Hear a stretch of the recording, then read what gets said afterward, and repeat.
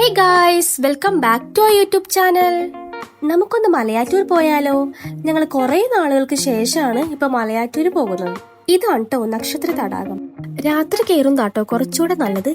ഞങ്ങൾ കയറിയപ്പോൾ ഒരു 9:30 ആയി. അതെ, ഇങ്ങനെ താറാവ് നടക്കണ പോലെ നടന്നിട്ട് കാര്യമില്ല. 2 കിലോമീറ്ററോളം നടക്കാനുള്ളതാ.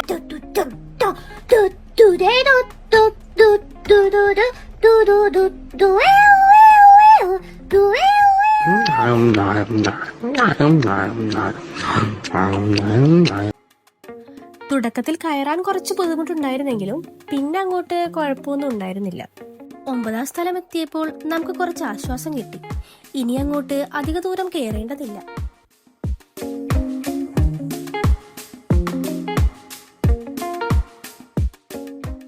ഈശ്വര, എന്റെ കാര്യത്തിൽ ഒരു നീക്കുപോക്ക് ഉണ്ടാക്കണേ.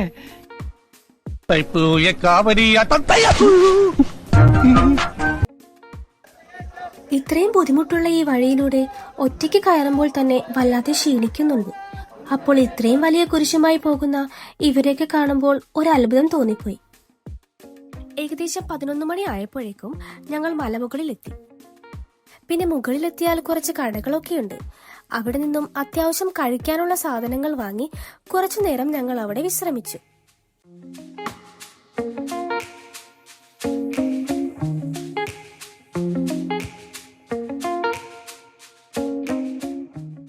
മലമുകളിൽ കയറി ചെല്ലുമ്പോൾ കാണുന്നതാണ് മാർത്തോമ മണ്ഡപം. വിശുദ്ധ തോമാശ്ലീഹായുടെ തിരുശേഷിപ്പ് സൂക്ഷിച്ച സ്ഥലം കൂടിയാണിത്.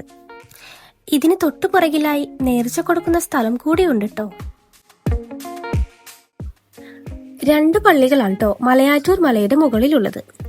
പഴയ പള്ളി അഥവാ ആന കുത്തിയ പള്ളിയും പുതിയ പള്ളിയും. ഇപ്പോൾ കുർബാന അർപ്പിക്കുന്നത് പുതിയ പള്ളിയിലാണ്. നമ്മളിനി കാണാൻ പോകുന്നതാണ് പൊന്നിൻ കുരിശ്. കയറുന്നത് കുറച്ച് ബുദ്ധിമുട്ടാണെങ്കിലും ഇവിടെ എത്തുമ്പോൾ ഒരു പ്രത്യേക ഫീൽ കിട്ടുന്നുണ്ട്. മലയാറ്റൂർ കുരിശുമുടിയിൽ കാണുന്ന വിശുദ്ധ സെന്റ് തോമാശ്ലീഹായുടെ കാൽപ്പാടാണ് ഈ സ്ഥലത്തിന്റെ വിശുദ്ധമായ അടയാളം. അങ്ങനെ ഏകദേശം 2 മണി ആയപ്പോഴേക്കും ഞങ്ങൾ മലയിറങ്ങാൻ തുടങ്ങി. 3:30 ആയപ്പോൾ അടിവാരത്തെത്തി. എല്ലാവരും ഒരു വട്ടെങ്കിലും കണ്ടിരിക്കേണ്ട ഒരു സ്ഥലം കൂടിയാണിത്.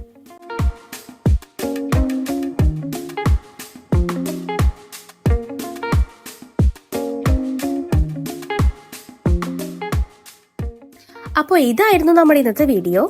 എല്ലാവർക്കും ഇഷ്ടമായെന്ന് വിചാരിക്കുന്നു. അടുത്ത വീഡിയോയിൽ കാണുന്നവരെ ബൈ.